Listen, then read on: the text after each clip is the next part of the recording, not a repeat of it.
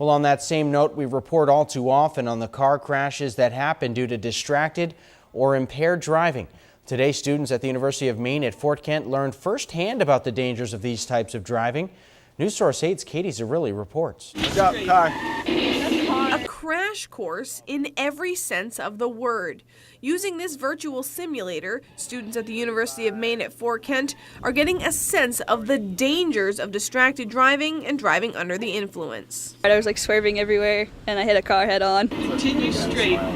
This is really hard. Unite International's Arrive Alive tour makes stops at high schools and colleges all around the country, asking students to get inside a car, put goggles on, and hit the gas pedal, either with impaired vision or with a cell phone in hand.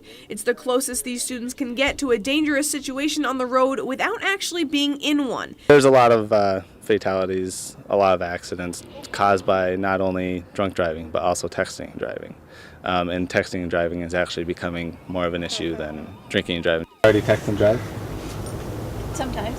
Speed's pretty good, but you're all over the place. None of these students that got behind the wheel were successful. Many crashed into other cars or even pedestrians, both of which are entirely possible and could very easily turn fatal in a real-life situation. There was a little bit of an accident. I feel bad for the electronic person. How many people come into this thinking, oh, I can text and drive, it's not a big deal? Actually, a lot more than you would think. And usually, if I hear them say that they're good at it, they may be good at it at some points, but the end result is still going to be the same. They're still going to be swerving or speeding or even going below the speed limit. I gave the intoxication goggles a try, and my result was just about as good as everyone else's. You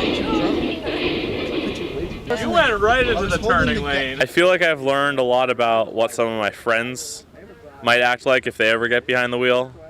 I mean, I might be able to give them a real-world example of just how bad it is behind the wheel when you drink.